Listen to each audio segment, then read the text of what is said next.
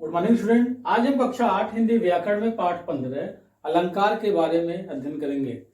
अलंकार, जैसा कि आप जानते हैं कि प्रत्येक व्यक्ति सजना संवरना जरूर चाहता है। तो जिस तरह से मनुष्य अपने रूप सौंदर्य में वृद्धि करने के लिए आभूषणों का चयन करता है, आभूषणों को पहनता है, उसी प्रकार से साहित्य भी अपनी सुंदरता को बढ़ाने के लिए अलंकारों के ऊपर निर्भर रहते हैं। अर्थात अलंकार का अर्थ है आभूषण या गहना। तो यह आभूषण साहित्य के लिए प्रयोग किया गया है।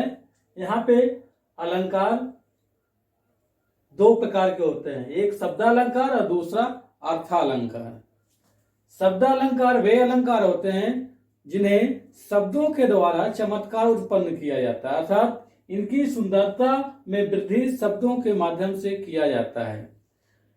शब्दालंकार के तीन भेद हैं, अनुप्रास अलंकार, यमक अलंकार और श्लेष अलंकार। अनुप्रास अलंकार क्या होते हैं?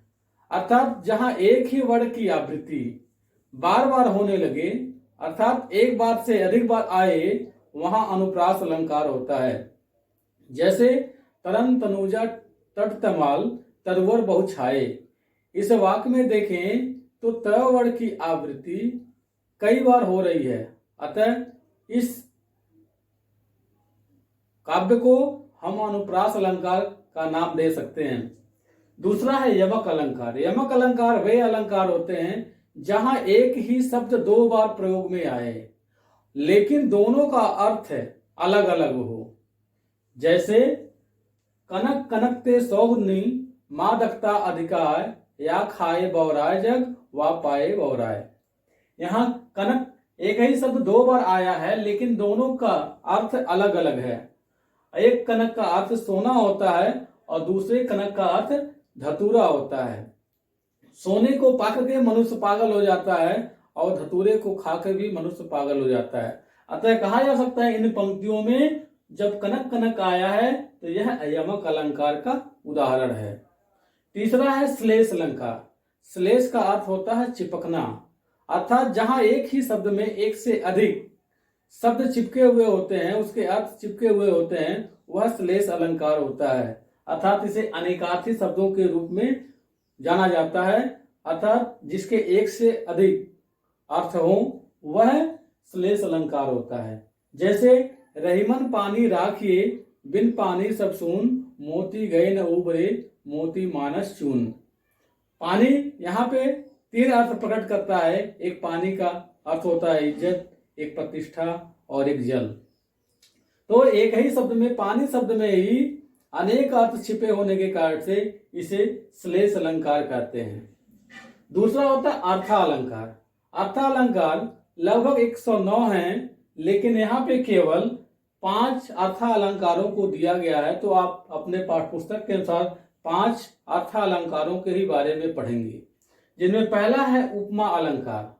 अर्थात उपमा अलंकार किसे कहते हैं, इसे जान लें। जहां दो असमान वस्तुओं या व्यक्तियों में तुलना करते हुए समानता को प्रकट किया जाता है, वहां पे उपमा अलंकार कहलाता है।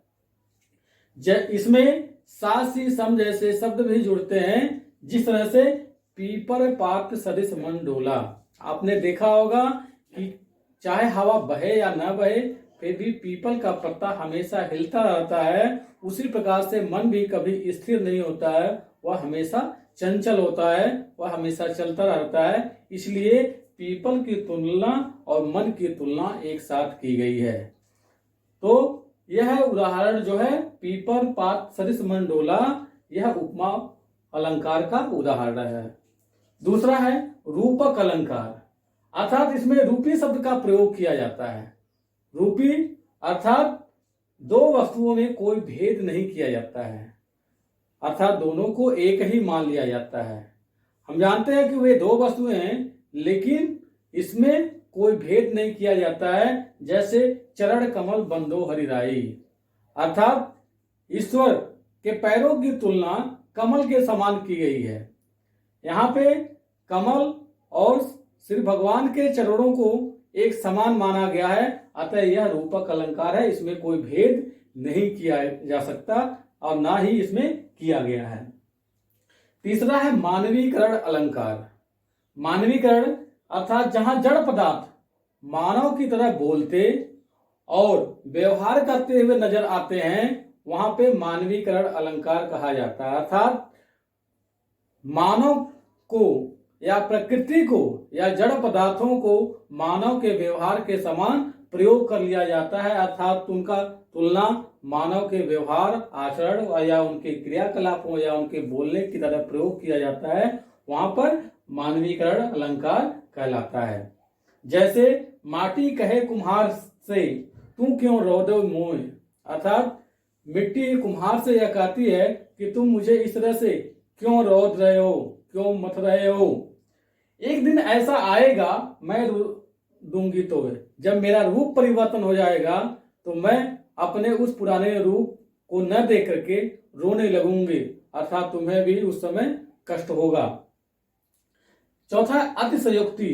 अतिशयोक्ति माने दो शब्दों से मिलकर बना हुआ है। अति माने अत्यधिक, सयोक्ति माने बढ़ा चढ़ाकर कहना।